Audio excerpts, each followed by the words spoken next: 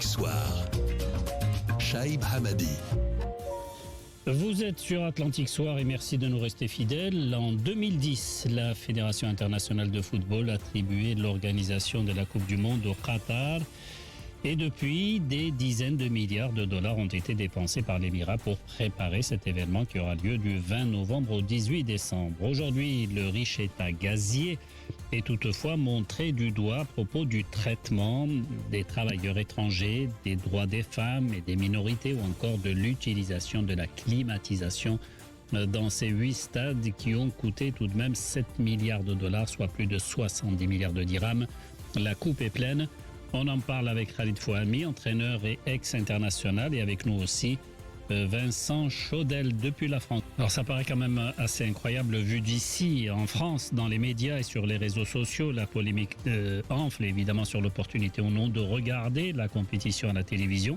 60% de Français disent qu'ils suivront le match. Vincent Chaudel, comment analysez-vous ce débat de société, en tout cas de cette ampleur ? Alors, il y a plusieurs dimensions. Déjà, il y a une dimension où on est dans une société de communication, d'ultra-communication, où malheureusement, on peut le regretter, mais c'est un fait, une indignation en chasse une autre. Aujourd'hui, on est sur cette indignation-là. Il y a quelques semaines, on était sur l'Ukraine. Peut-être que dans 3 semaines ou dans un mois, on sera sur autre chose. C'est triste à dire, mais c'est comme ça. C'est le jeu de l'ultra-communication qui fait qu'il y a des sujets qui arrivent sur la scène qui occupent tout l'espace avant que d'autres sujets ne viennent les remplacer. Donc ça, c'est le premier point. Le deuxième point, il y a un sujet aujourd'hui qui est sur... j'adhère à tout ce que vient de dire votre autre intervenant. Je suis désolé, j'ai pas... C'est Monsieur Fouhami.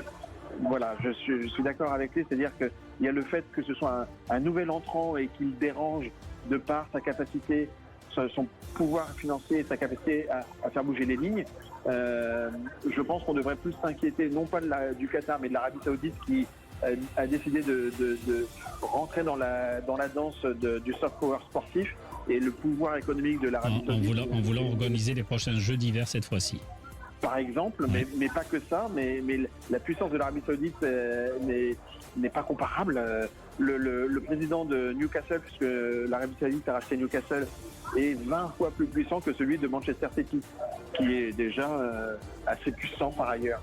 Mais bon, il y a le sujet dans l'air du temps sur l'écologie, mais là-dessus, je pense qu'en fait, le Qatar doit nous mettre, nous occidentaux, c'est-à-dire je parle depuis Paris, face à nos contradictions ou doit nous interroger. Parce que je comprends dans un premier temps qu'on puisse s'émouvoir de stades climatisés. En clair, de dépenser de l'énergie pour faire du froid quand il fait chaud. Mais nous, en Europe, on fait du chaud quand il fait froid. C'est vrai, en plein hiver, oui. Et vous allez en avoir besoin cet hiver en plus. Mais on chauffe les pelouses, on chauffe les loges, on met des UV pour que le gazon continue à pousser. Donc, en fait, on est dans un schéma, et le sujet de l'écologie, où on est sur un sujet où la Terre, on doit faire attention désormais. Et quand on demande à des pays en voie de développement, je pense à l'Inde ou à la Chine, d'arrêter de polluer, on oublie que si aujourd'hui la Terre est victime de la pollution, c'est parce que les pays occidentaux, dont les nôtres, ont pollué pendant 2 siècles. Et donc, on va arriver vers des situations d'opposition entre des critiques qui sont justes, l'environnement, des critiques qui sont justes sur les droits de l'homme, des critiques qui sont justes sur les différences hommes-femmes, les discriminations.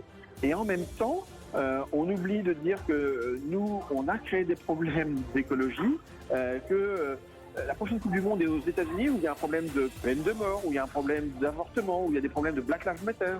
Est-ce que les pays occidentaux vont demander le boycott de la Coupe du Monde aux États-Unis ? Voilà, et toujours est-il que certaines grandes villes en France, comme Paris, Lyon, Lille, Marseille, Toulouse, Strasbourg et Reims, ont décidé de ne pas diffuser les matchs en public sur des écrans géants.